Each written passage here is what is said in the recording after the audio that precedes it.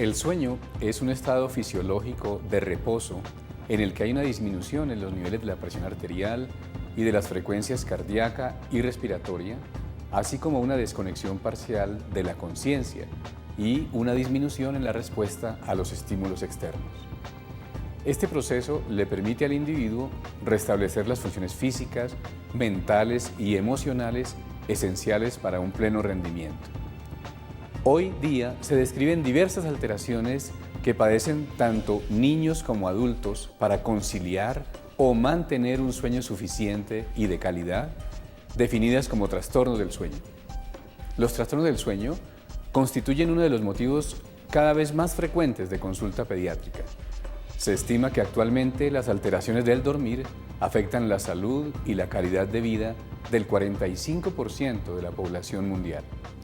En Colombia, se estima que la prevalencia de los trastornos del sueño es del 27%.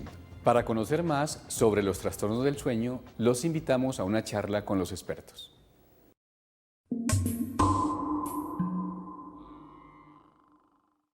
Doctor Escobar, ¿qué son los trastornos del sueño?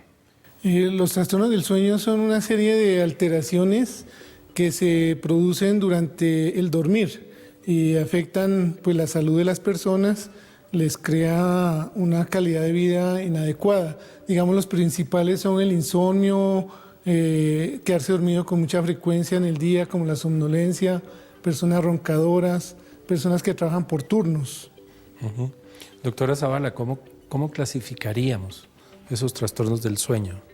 Los trastornos del sueño se clasifican básicamente en los que afectan la calidad y la cantidad de sueño. Entonces, los de cantidad de sueño pues está muy relacionado con los pacientes que no duermen adecuadamente, como los pacientes que tienen insomnio. Y los de calidad son pacientes que, aunque duermen aparentemente el tiempo correspondiente, al otro día sienten como si su sueño no hubiera sido efectivo, que está más relacionado con los trastornos respiratorios del sueño, como la apnea del sueño. Entonces, son dos tipos de patologías que pueden estar asociadas y que en algún momento pueden estar relacionadas con que la persona, a pesar de que está durmiendo bien, no está descansando adecuadamente, o los otros pacientes que definitivamente pueden pasar la noche en blanco y no dormir nada. ¿Qué es el insomnio, doctor Franklin? Bueno, el insomnio es una mala calidad en el dormir. O sea, la persona al día siguiente se siente cansada, fatigada, irritable, de mal genio, a veces con dolor de cabeza, porque la calidad del sueño no ha sido adecuada. También se denomina el insomnio a la poca cantidad de horas que debe dormir la persona. Si un adulto requiere, por ejemplo, 7, 8 horas por noche, la persona que tiene insomnio va a dormir 3, 4 horas y no va a ser suficiente para sentirse descansado y reparado al día siguiente. Doctora Zavala, ¿y existe lo contrario, el que duerme demasiado? Sí, existen las hipersomnias o la persona con marcada somnolencia o con somnolencia excesiva. Digamos que la patología que más se conoce son los pacientes narcolépticos, que son aquellos pacientes que en cualquier lado, en cualquier circunstancia, hablando con otra persona o en su trabajo habitual, se pueden quedar dormidos, pueden tener caídas súbitas. Entonces el paciente realmente no tiene una calidad de vida ya en el día porque está todo el tiempo con una marcada somnolencia. Usted mencionaba hace un instante, doctora, la apnea obstructiva del sueño. ¿En qué consiste eso? Son pausas respiratorias que se presentan durante la noche. El paciente está en su sueño normal y empieza generalmente a roncar, y durante el transcurso del ronquido para de respirar o disminuye su respiración. Eso hace que su oxigenación se disminuya y que casi que el cerebro lo alerte un poco para tratarlo de despertar y que vuelva a empezar un ciclo respiratorio normal. Entonces, esos pacientes, a pesar de que duerman, lo que les decía el doctor Escobar, de 6 a 8 horas, la calidad de sueño no es buena porque están haciendo una fragmentación repetida durante toda la noche, porque el mismo cerebro los está intentando despertar para que para que vuelvan a respirar adecuadamente. O sea, a lo largo de la noche sufren pequeños casi ahogamientos. Casi ahogamientos, y entonces esos casi ahogamientos hacen que se estén despertando, que aunque no es un despertar normal, son microdespertares, la persona no los evidencia, pero sí están fragmentando su sueño porque están volviendo su sueño más superficial. Doctor Franklin, y además de estas causas respiratorias, digamos, ¿qué otras causas existen para el deterioro de la calidad del sueño? Bueno, hay una serie de trastornos comportamentales durante el sueño que se llaman parasomnios. De pronto uno de los más conocidos que se producen en los niños son los terrores nocturnos. Es un niño que a mitad de la noche, entre los 3 y los 5 años, se despierta gritando, aterrorizado, le causa un susto enorme a la familia, o es el niño sonámbulo que se levanta y camina por la casa. En los ancianos con alguna frecuencia se ve un trastorno que se llama el trastorno comportamental del sueño REM, que son personas que están soñando y actúan los sueños. O sea, no tienen esa inhibición del control motor y la persona puede actuar los sueños. Si está soñando algo violento, puede coger al vecino de cama y ahorcarlo y producir una lesión. Ajá. Usted usó la expresión REM. Sí. ¿A qué se refiere eso? Bueno, tanto? El sueño REM. Digamos, se divide en 2 grandes estados. Uno que es el sueño no REM y otro que se llama el sueño REM. El sueño REM se llama así porque la persona está completamente paralizada, solamente puede mover los músculos respiratorios y hay una serie de movimientos oculares que se llaman movimientos oculares rápidos, por eso se llama sueño REM. Ok. ¿Cuál es el trastorno más común en adultos, doctora Zavala? En adultos realmente el insomnio, digamos que las personas que trabajamos en el área de sueño siempre vamos a tener que la mayor consulta es el insomnio. Sin embargo, en la actualidad la apnea obstructiva del sueño está llegando casi que a la misma prevalencia que el insomnio. Entonces vemos muchos pacientes adultos que casi que no consultan por ellos mismos, sino que es el vecino de habitación, o sea, su compañero de cama, bien sea el esposo o la esposa, los que van casi que, los llevan a consulta casi que obligados porque se dan cuenta que la persona se les está quedando como ahogada en la noche y que no solamente es el ronquido y que el codazo que le daba el vecino lo despertaba, sino que realmente la persona está teniendo un problema de que se está quedando con pausas respiratorias en la noche. Entonces ahora cada vez más frecuentemente vemos la apnea del sueño como una de las patologías más prevalentes dentro de las patologías del sueño. Doctor Franklin, ¿y qué trastornos adicionales causa la restricción en el tiempo y la calidad del sueño? Bueno, tenemos un problema muy grave en Colombia, principalmente en Bogotá, y es que las personas duermen muy poco. Eso se llama una insuficiencia crónica de sueño o una deuda crónica de sueño. Resulta que en Bogotá las mamás se levantan muy temprano en la mañana a alistar loncheras para que los niños salgan a entrar a una jornada escolar que empieza a las 6 de la mañana. Eso es una completa locura que un niño entre a estudiar a esa hora. Entonces eso lleva a que los bogotanos en general estén mal dormidos, casi la mayoría, por la cuestión de la movilidad, también se gastan un gran tiempo en trasladarse a sus lugares de trabajo. Entonces es un trastorno muy importante que desafortunadamente nadie le da crédito, no se habla mucho, pero que está afectando a la población no solamente bogotana, sino en general a todos los colombianos, que tienen circunstancias similares. ¿Cuánto deberíamos dormir en promedio? Bueno, eso depende de la edad. Los niños recién nacidos pues pueden dormir 16, 18 horas, ¿no? Los niños en edad preescolar deberían dormir 10, 12 horas, en la adolescencia entre 8 y 10 horas, y los adultos debemos dormir entre 7 y 8 horas para tener una buena calidad de vida y ser más longevos.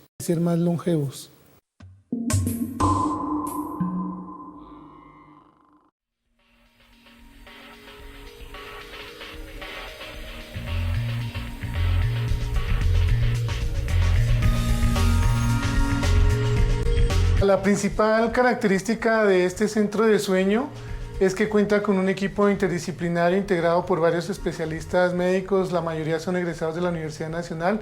Contamos con otorrinos, psiquiatras, neumólogos, neurólogos, inclusive personas del área laboral. Nosotros tenemos la capacidad tecnológica de hacer cualquier tipo del área del campo de sueño. Hacemos polisonografía para niños, para adultos, hacemos titulaciones con CPAP, BiPAP, autoCPAP, servoventilador. También hacemos el test de mantenimiento de la vigilia, el test de latencia múltiple de sueño, el test de piernas inquietas. Es decir, cualquier examen en el campo de la medicina del sueño se puede realizar acá. Se cuenta con la tecnología, que es una tecnología pues innovadora. En los últimos años no muchos centros de sueño en Colombia la tienen, pero nosotros acá podemos abordar cualquier tipo de paciente que tenga cualquier problema de sueño. Se puede hacer una evaluación diagnóstica y se puede hacer el tratamiento adecuado para este paciente dependiendo de la interdisciplinaridad de los diferentes especialistas que laboran en la clínica. La mayoría de los pacientes que llegan acá son pacientes particulares que se enteran por internet o por la prensa o porque algún paciente lo remite o por algún tipo de publicación, pero también tenemos pacientes institucionales de las aseguradoras de salud que vienen principalmente a hacerse los estudios de sueño y algunos vienen a una consulta. Tenemos una clínica de seguimiento de pacientes que tienen CPAP. El CPAP es un aparato que se coloca en la cara y sirve para la apnea del sueño. Estos pacientes se benefician de un cuidado y un seguimiento permanente. Nosotros contamos con una clínica para este tipo de cosas. La mayoría de pacientes que llegan a nuestro centro de sueño son pacientes que son roncadores crónicos o pacientes que tienen apnea del sueño, algunos pacientes con parasomnios como el sonambulismo, por ejemplo, y algunos pacientes que vienen con problemas de trabajo por turnos y tienen alteraciones del ritmo circadiano, son como los más frecuentes. Los estudios se llevan a cabo en una habitación, que es lo más parecido a una habitación donde el paciente puede dormir. Estos estudios se recogen la información de los potenciales de acción de diferentes áreas del cuerpo y todas estas variables son recogidas por un aparato que se llama polisomnógrafo. Este aparato hace un análisis de estas señales y como son señales tan pequeñitas las amplifica y esto es llevado a otro computador donde el amplificador hace que las señales aparezcan en un software especial y este software especial pues hace ver las señales y allí el experto, el médico somnólogo puede analizar cada una de estas señales para ver si corresponde a un registro normal de la fisiología humana o es algo patológico.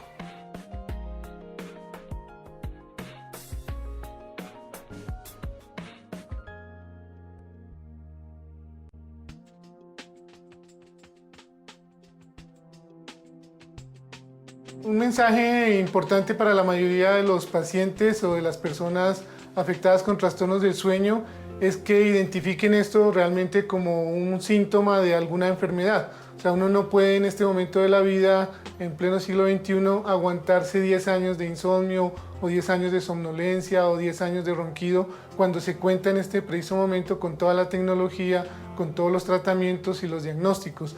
Una cosa interesante de mencionar es que la mayoría de los tratamientos en el campo de la medicina del sueño son exitosos y habitualmente no tienen muchos efectos adversos como ocurre en otras especialidades.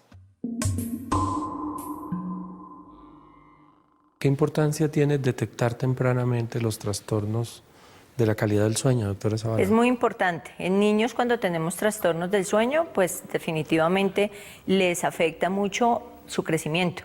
Recordemos que la hormona de crecimiento se segrega durante el periodo en el que estamos dormidos. Entonces, si el niño tiene una alteración, vamos a tener problemas de crecimiento. En la medida que vamos creciendo y que definitivamente el sueño pues se va cortando, como les dice el doctor Escobar, pero que de todos modos no tengamos las horas suficientes de sueño, toda nuestra parte metabólica también se va deteriorando, porque toda la parte de síntesis proteica, toda la parte de producción de del sistema de defensas, toda la parte de sistema linfático, todo eso se desarrolla muy bien durante el sueño. Entonces, las personas que tienen de una u otra manera alguna alteración en su calidad o en su cantidad de sueño son personas que se envejecen más prematuramente porque no tienen una adecuada restauración, que es lo que se da durante la noche. El hecho de que uno descanse hace que se restaure todo su sistema, tanto linfático como endocrinológico, como metabólico y la parte neurológica. El hecho de que uno se relaje completamente durante la noche hace que toda esa parte metabólica se regule muy bien. Entonces, si no diagnosticamos adecuadamente todos estos problemas, vamos a tener muchos problemas. Generalmente el paciente de insomnio es un paciente que tiende a envejecer mucho más fácil. El paciente de apnea del sueño es un paciente que generalmente tiene problemas cardiovasculares importantes, pueden tener problemas neurológicos importantes, porque la falta de oxigenación durante la noche obviamente les puede causar muchos inconvenientes. Dormir bien para conservar la juventud mucho más tiempo. Sí, toda la parte de los antioxidantes, por ejemplo, se segregan muy bien en la noche, entonces obviamente el dormir bien hace que toda la parte hormonal nos regula mucho, todo el sistema hormonal también. Doctor Escobar, una persona que percibe que tiene un trastorno del sueño, ¿qué debe hacer? ¿Qué recomendación se le debe dar? Bueno, en este momento en Colombia, los colombianos tienen la ventaja de que hay personas expertas en sueño, o sea, médicos especialistas de diferentes áreas que conocen ya bastante bien los trastornos del sueño.